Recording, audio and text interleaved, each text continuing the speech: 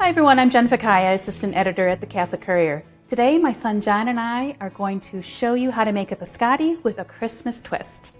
This is a fig and walnut biscotti. If you're Italian or Sicilian, I'm married to a Sicilian, you are probably pretty familiar with a Christmas cookie, the fig cookie.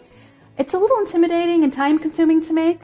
So what we did here today is take all the flavors from the fig cookie and put them in the biscotti.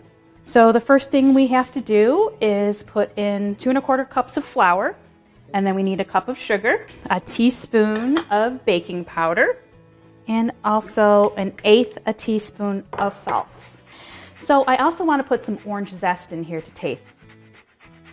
And we can put the nuts and the figs in. As you see, they get coated, and then once they're coated, they're not going to stick. So you're not going to get big, you don't want big clumps like that in your dough. Why don't you combine the wet ingredients? So we have 3 eggs, and this is the orange extract. It's 1 teaspoon, and then 2 teaspoons of vanilla extract. So now we're going to mix the wet ingredients with the dry ingredients, and I'm going to use a pastry blender to mix it all together.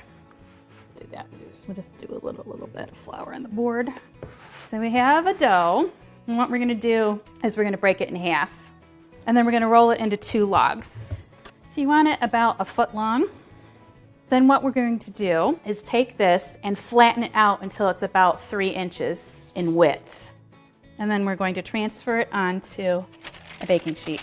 So we have our biscotti logs all flattened and ready for the oven. So that's 350 degrees for 25 minutes. Okay, so they've browned a little bit.